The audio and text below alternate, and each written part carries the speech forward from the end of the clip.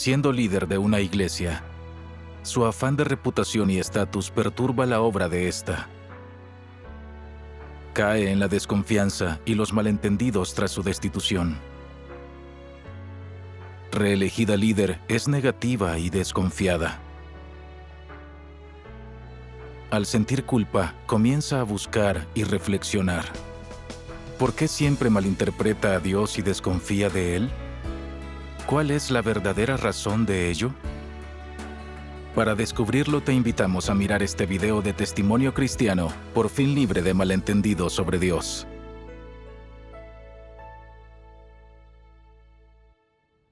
En 2019 era líder de una iglesia. Como desatendía mis responsabilidades y buscaba estatus, tenía celos de mi compañera y no trabajaba en armonía con ella.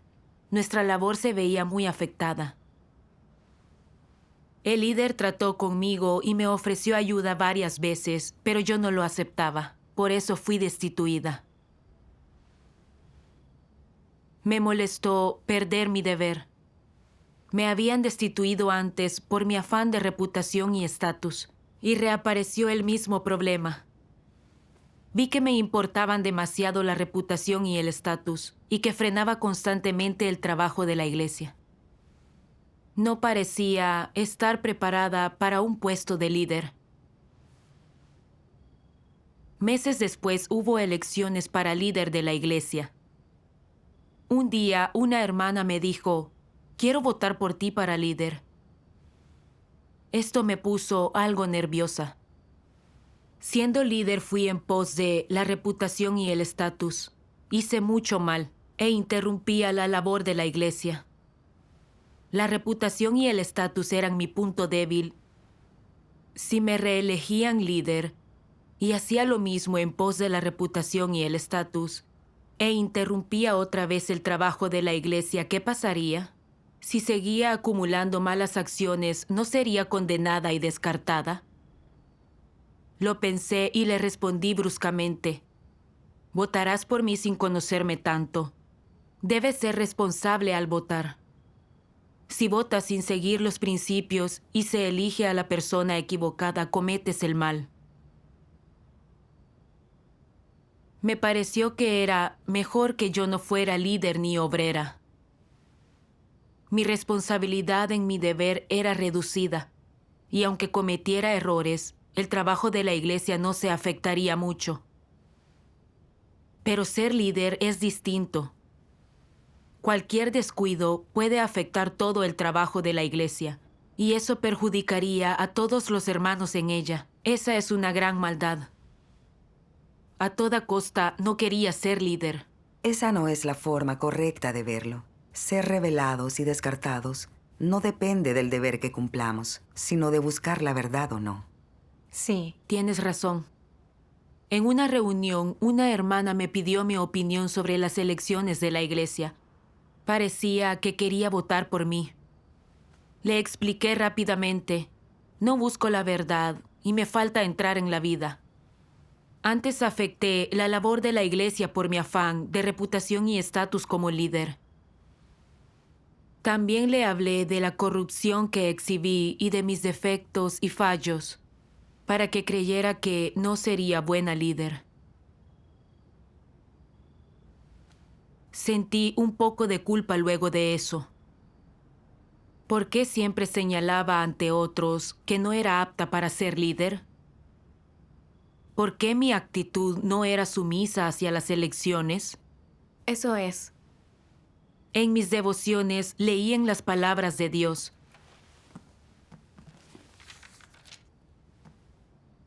De hecho, la gente no debería ver la fe como una mera creencia en que hay un Dios, y que Dios es la verdad, el camino, la vida y nada más.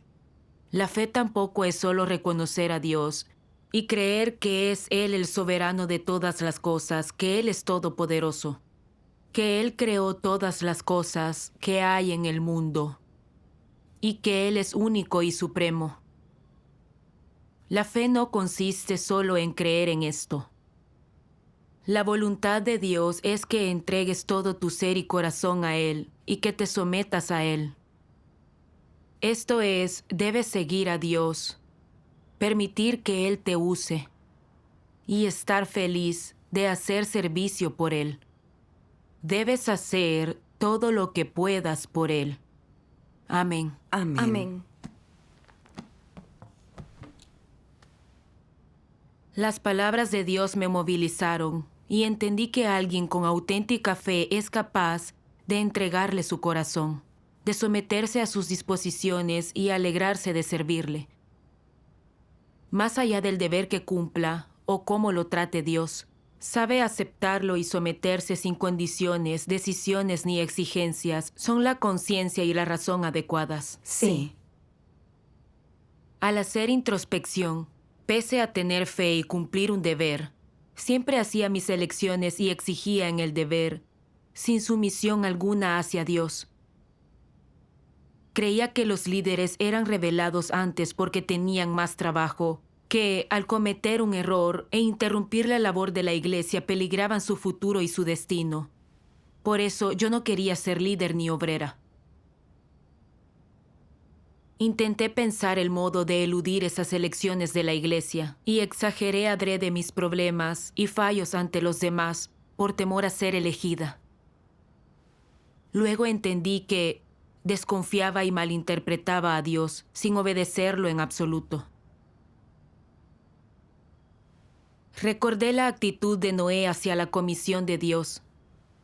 Cuando Dios le ordenó construir el arca, él no pensó en sus pérdidas o ganancias personales, ni en si Dios le dejaría usarla para sortear el diluvio cuando la acabara. Simplemente construyó el arca como le pidió Dios.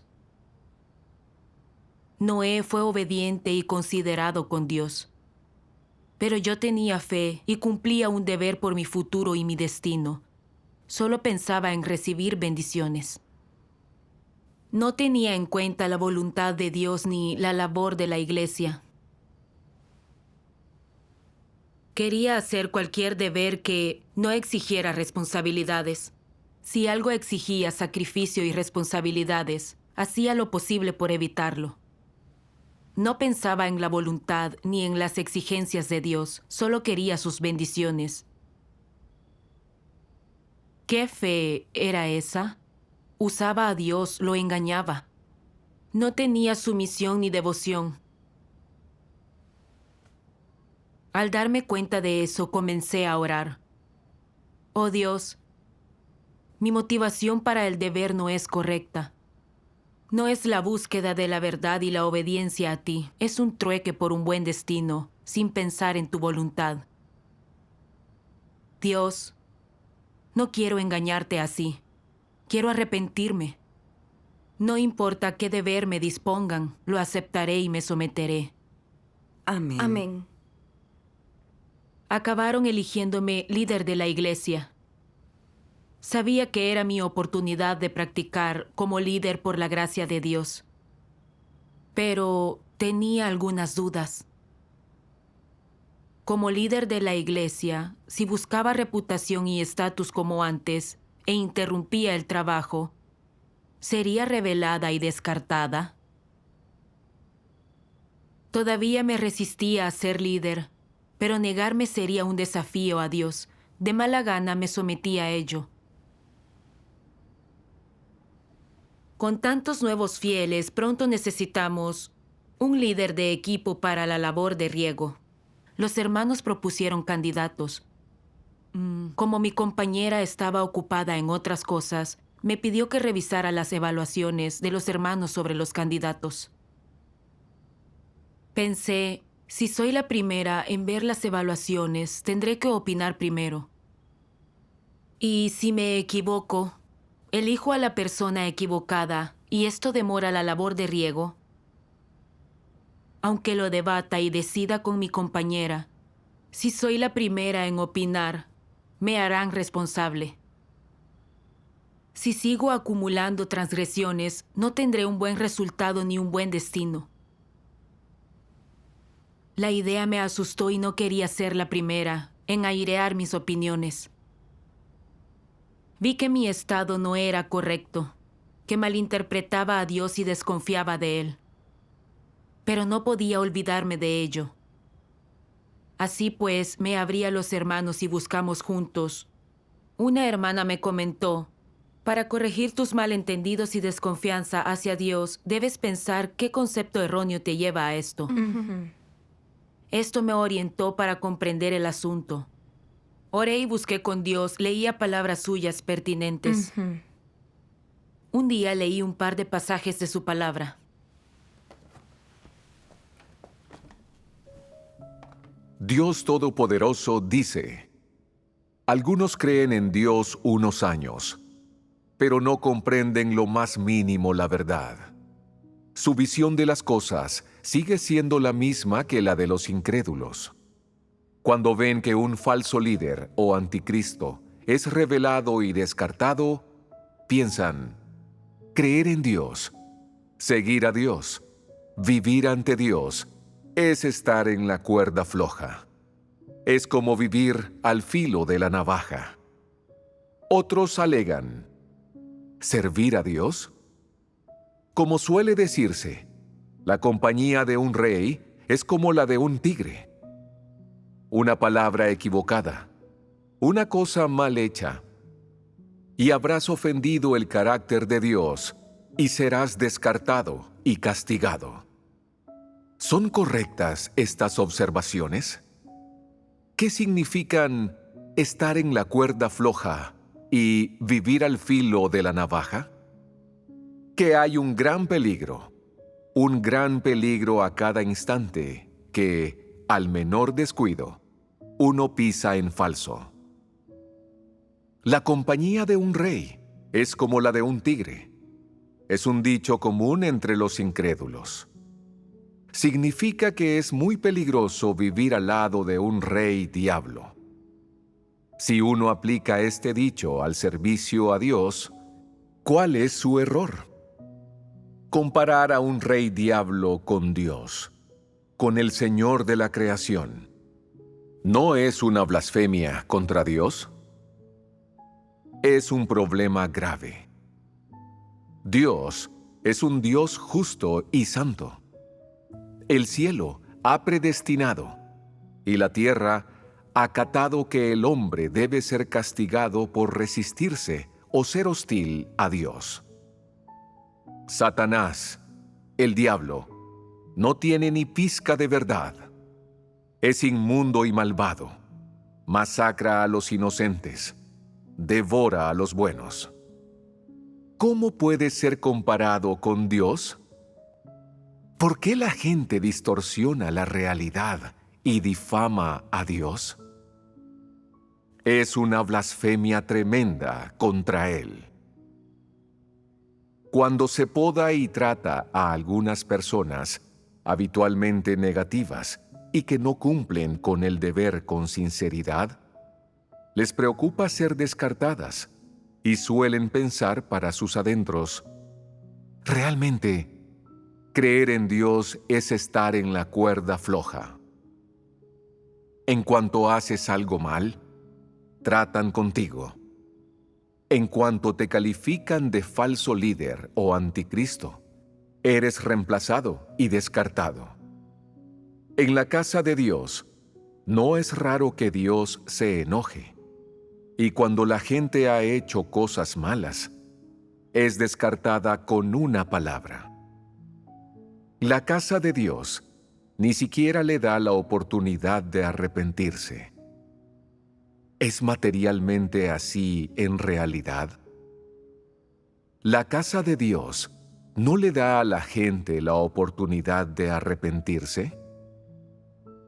Los malvados y anticristos solo son descartados porque han sido sometidos a poda y trato por múltiples maldades. Pero, a pesar de reiteradas amonestaciones, su conducta no mejora. ¿Qué problema hay en que esas personas piensen de esta forma? Sencillamente, que se justifican ante sí mismas. No buscan la verdad ni prestan servicio adecuadamente. Y como tienen miedo de ser despachadas y descartadas, se quejan amargamente y difunden nociones. Evidentemente, son de poca humanidad y suelen ser descuidadas, negligentes, negativas y flojas en el trabajo. Temen ser reveladas y descartadas, por lo que echan toda la culpa a la Iglesia y a Dios. ¿Qué inclinación interviene en esto? La de juzgar a Dios, guardarle rencor, resistirse a Él. Estas observaciones son las falacias más obvias y las afirmaciones más absurdas que hay. Tras su descarte, algunos líderes y obreros difunden nociones. No seas líder y no te permitas ganar estatus. Las personas están en peligro en el instante en el que adquieren algo de estatus, y Dios las expondrá. Una vez que sean expuestas, ni siquiera estarán calificadas para ser creyentes comunes y no recibirán bendición alguna. ¿Qué clase de palabras son esas? En el mejor de los casos, representan un entendimiento incorrecto de Dios. En el peor, son una blasfemia contra Él. Amén. Amén. Sus palabras exponían mi estado preciso. Esta idea absurda regía mi vida. Veía a Dios como un señor feudal, como si ser líder fuera estar en la cuerda floja.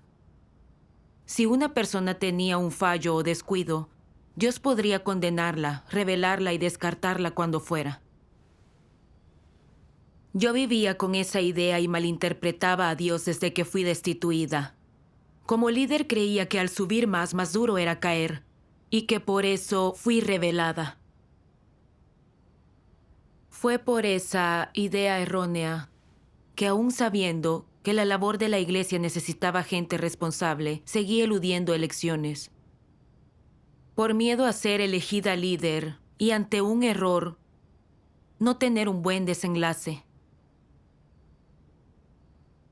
Cuando me eligieron líder, en vez de agradecer la gracia de Dios, me sentí al filo de la navaja y creí que debía ser muy cuidadosa y que ante un descuido podría perder la oportunidad de practicar mi fe e incluso la salvación.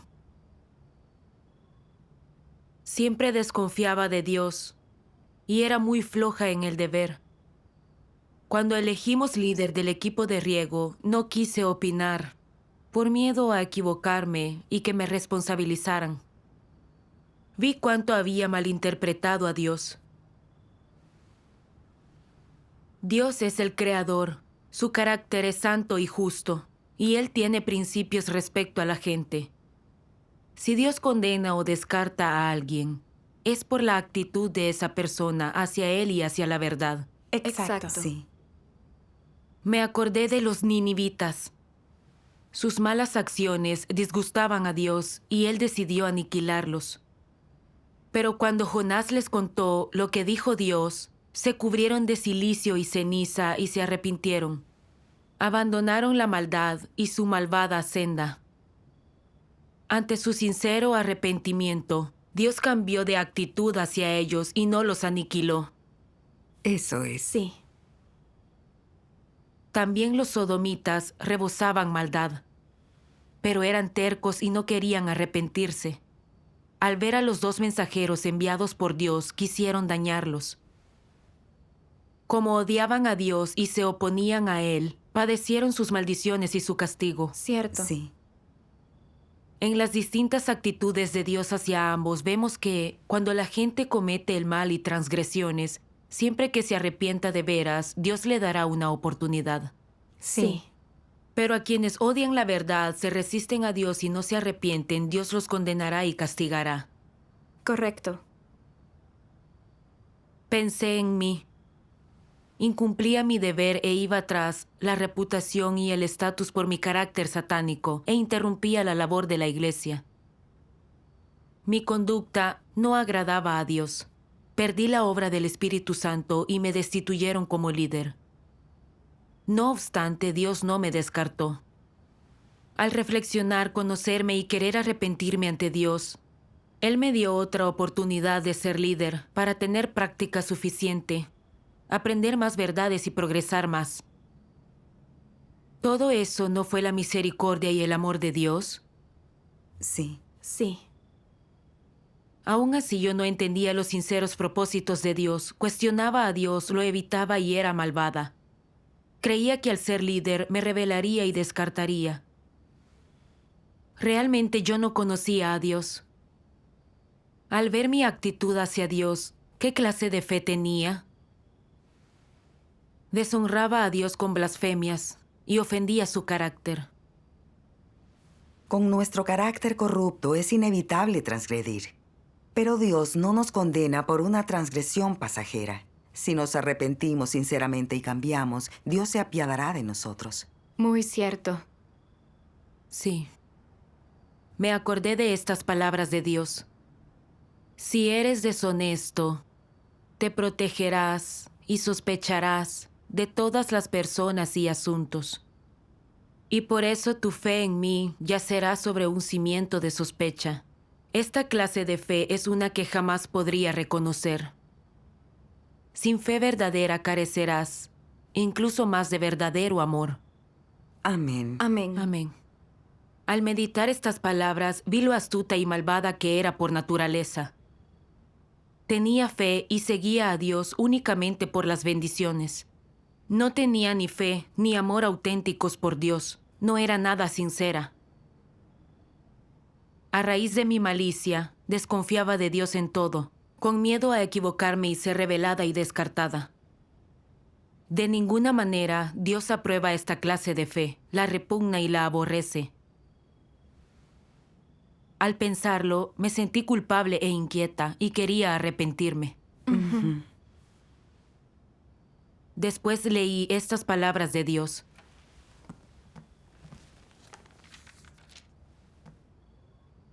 Con una naturaleza satánica, cuando la gente adquiere estatus está en peligro.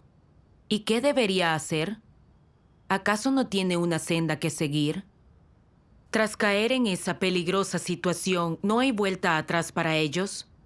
Dime, en cuanto las personas corruptas adquieren estatus, independientemente de quiénes sean, ¿se vuelven anticristos? ¿Eso es totalmente cierto? Si no buscan la verdad, entonces se convertirán en anticristos, pero si lo hacen, entonces eso no ocurrirá. Esto es cierto. Si las personas no buscan la verdad, seguro que se convierten en anticristos.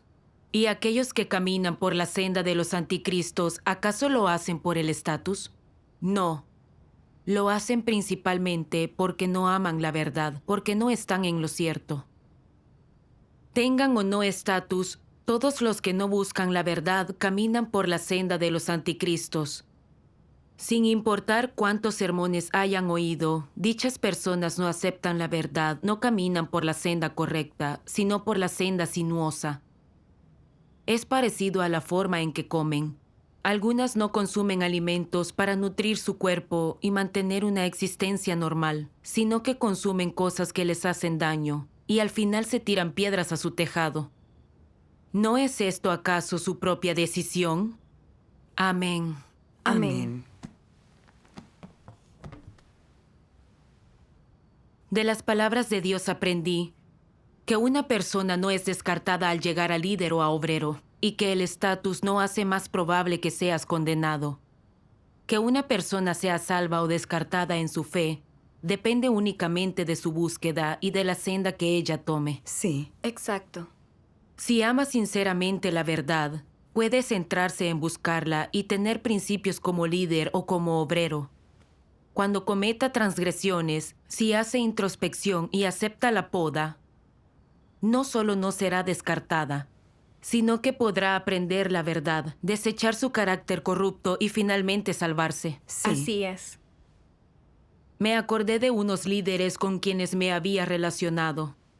Aunque habían exhibido corrupción y habían transgredido, Al fracasar y tropezar o al ser podados y tratados, supieron hacer introspección, arrepentirse y actuar según los principios.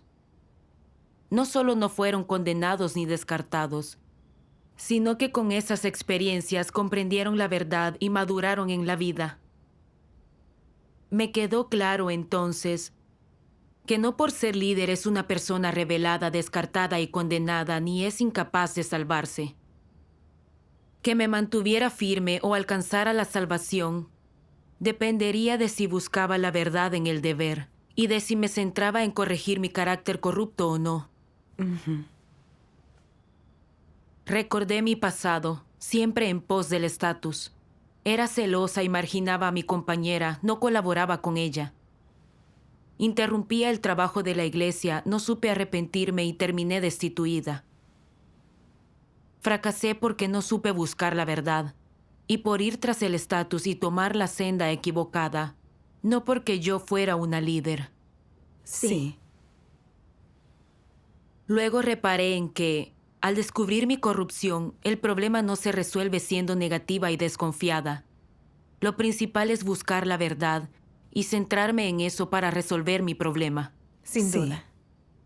Aunque me preocuparan la reputación y el estatus, y eso se notara cuando fuera líder, mientras yo lograra aceptar la verdad, practicarla y abandonar la carne, mi carácter corrupto podría transformarse poco a poco. Cierto. Si no buscaba la verdad y vivía de acuerdo con mi carácter corrupto, cumpliera el deber que cumpliera, podría causar perturbaciones y eso le disgustaría a Dios y haría que fuera descartada. Sí. Pensé en el hecho de ser líder en esta ocasión. Pese a haberme topado con muchos problemas, haber exhibido mucha corrupción y haber sido podada y tratada, había logrado aprender algo acerca de mi carácter corrupto. Sin querer, había logrado entender tantas cuestiones confusas mediante la búsqueda de los principios de la verdad, lo que compensó mis defectos. Todos estos logros prácticos provenían de mi época de líder y fueron la gracia de Dios para conmigo. No quería seguir rebelándome contra Dios. Juré que valoraría de verdad este deber, me consagraría plenamente a Él y le retribuiría su amor. Gracias a Dios. Cuanto más compartimos, más esclarecimiento tenemos. Al pensar en aquellos que son líderes y obreros, ¿por qué algunos son destituidos y descartados, mientras otros aprenden cada vez más la verdad y mejoran en el deber? Esto indica que ser líder es una buena vía de formación de los que buscan la verdad, pero los que no la buscan son revelados y descartados. Muy cierto. La clave para ser salvados es si buscamos o no la verdad. Eso es. Luego recordé otro pasaje de las palabras de Dios. Dios Todopoderoso dice: algunas personas que han cometido una pequeña transgresión se preguntan: ¿me ha desenmascarado y eliminado Dios? ¿Me abatirá? Esta vez, Dios no ha venido a obrar para abatir a las personas, sino para salvarlas en la mayor medida posible. ¿Quién está totalmente libre del error? Si todos fueran abatidos, entonces, ¿cómo podría ser salvación? Algunas transgresiones se cometen a propósito, mientras que otras se hacen de forma involuntaria. Si puedes cambiar después de reconocer las transgresiones que cometes de manera involuntaria, ¿te abatiría Dios antes de que cambiaras? ¿Así salva Dios a las personas? No es así como obra Dios. Ya sea que tengas un carácter rebelde o que hayas actuado de manera involuntaria, recuerda esto: has de reflexionar y conocerte a ti mismo. Da un giro enseguida y vuélvete hacia la verdad con todas tus fuerzas. Y, sin importar las circunstancias que surjan, no caigas en la desesperación. La obra que está haciendo Dios es la de la salvación, Y Él no abate de manera casual a aquellos a los que quiere salvar. Eso es cierto. Aunque hubiera de verdad algún creyente en Dios, al que Él abatiera al final, aquello que hace Dios aún estaría garantizado como justo. En su momento, te haría saber la razón por la que abatió a esa persona, para que quedes totalmente convencido. Por ahora, os debéis preocupar de esforzaros por la verdad, de centraros en la entrada en la vida y de tratar de cumplir adecuadamente con el deber. En esto no hay equivocación. En última instancia, independientemente de cómo te trate Dios, siempre es justo. No deberías poner esto en duda ni preocuparte. Aunque no puedas entender la justicia de Dios en este momento, llegará un día en que quedarás convencido. Dios hace su obra a la luz y con justicia. Todo lo da a conocer abiertamente. Si consideráis detenidamente este asunto, llegaréis a la conclusión de que la obra de Dios consiste en salvar a las personas y transformar su carácter. Dado que la obra de Dios es la de transformar el carácter de las personas, es imposible que éstas no tengan brotes de corrupción. Solo al desbordarse su carácter corrupto, pueden conocerse a sí mismos, admitir que tienen un carácter corrupto y estar dispuestos a recibir la salvación de Dios.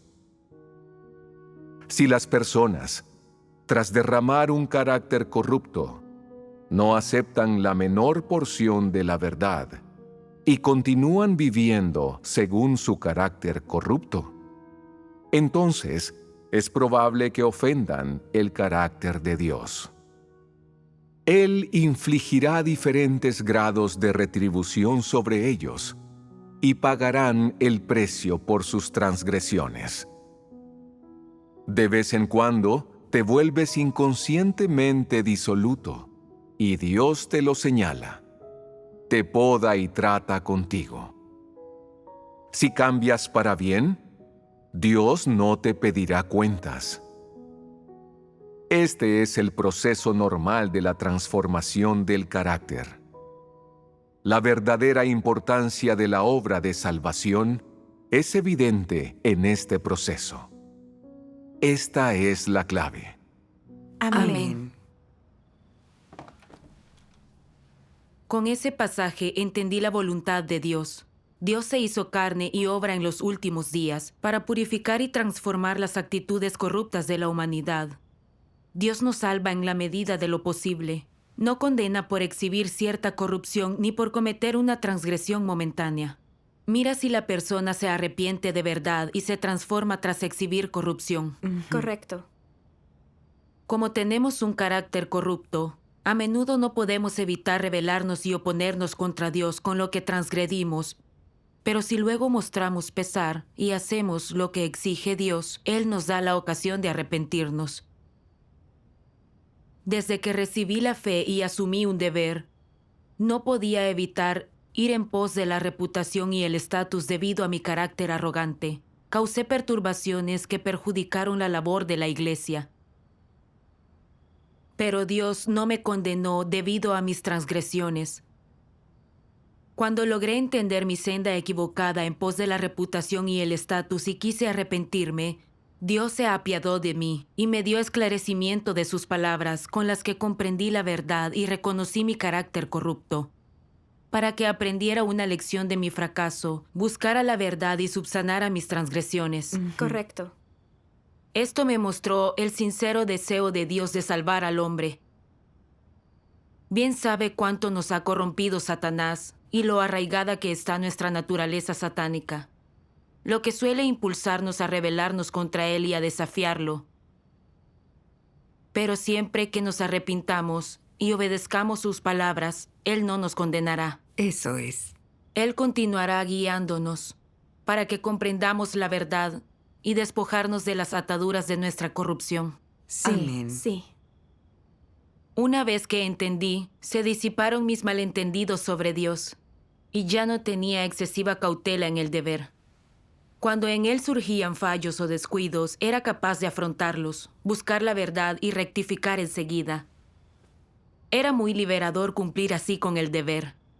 Gracias a Dios. Tu experiencia me ha conmovido mucho. Dios tiene un deseo muy sentido y sincero de salvar al hombre. Cuando exhiba corrupción o transgresiones en el deber, no debo ser negativa ni juzgarme. Debo hacer introspección, buscar la verdad y remontar siempre que haya tropezado. Si no, hago mucho daño a Dios. Sí. Sí. Es crucial buscar la verdad y corregir las nociones y malentendidos sobre Dios. Nos puede matar el malinterpretar siempre a Dios. Sí. Sí. Más adelante, el líder superior me asignó un proyecto. Era una tarea importantísima. La responsabilidad sería grande si lo hacía mal.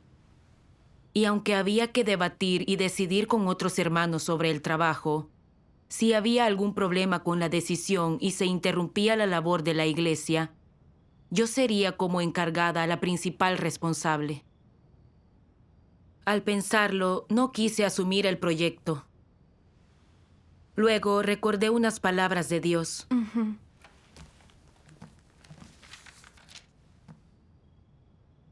Hay algunos que dicen, mi calibre es pobre, no soy tan instruido, no tengo talento. Y mi temperamento es defectuoso, siempre tengo dificultades en el deber. Si hago un mal trabajo y me reemplazan, ¿qué haré entonces? ¿De qué tienes miedo? ¿El trabajo es algo que puedes realizar por ti mismo? Solo estás asumiendo un papel. No se te pide que lo asumas todo. Si asumes lo que te corresponde, será suficiente. ¿No habrás entonces cumplido con tu responsabilidad? Un asunto tan sencillo. ¿Qué es lo que siempre especulas? Si tienes miedo de tu propia sombra y tu primer pensamiento es cómo escapar, ¿no eres un inútil? ¿Qué es un inútil? Es quien no piensa en su progreso y no está dispuesto a darlo todo. Quiere comer a costa ajena y desea pasarlo bien. Una persona así es una basura. Algunos tienen un punto de vista estrecho. ¿Cómo se los puede describir? Extremadamente mezquinos. Los de temperamento mezquino son gente vil. Toda la gente vulgar utiliza su propio corazón para medir el de quienes lo superan. Para ellos, todos parecen ser tan egoístas y mezquinos como ellos. Una persona así es un bueno para nada. Puede creer en Dios, pero no acepta fácilmente la verdad.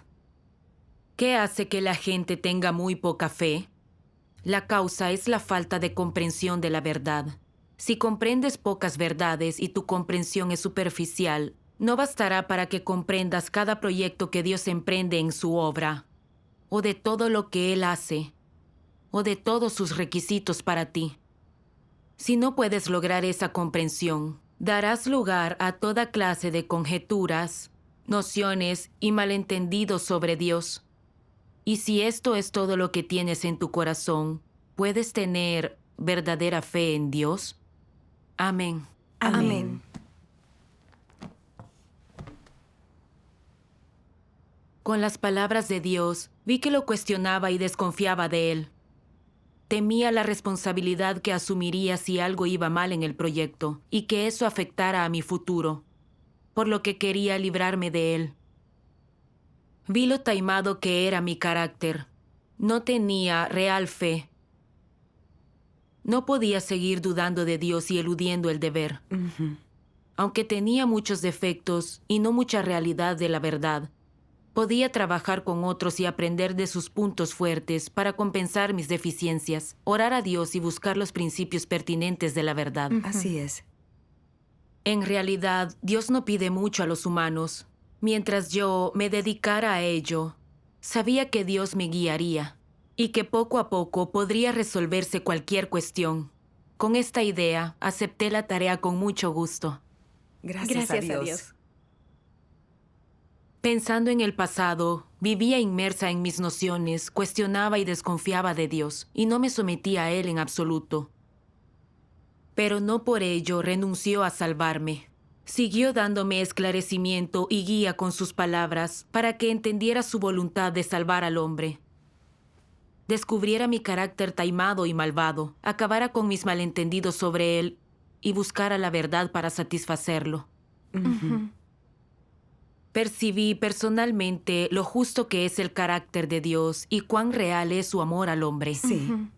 De ahora en adelante solo quiero centrarme en buscar la verdad en el deber y cumplirlo bien para retribuir a Dios su amor. Amén. Gracias a Dios. Gracias a Dios. Gracias a Dios.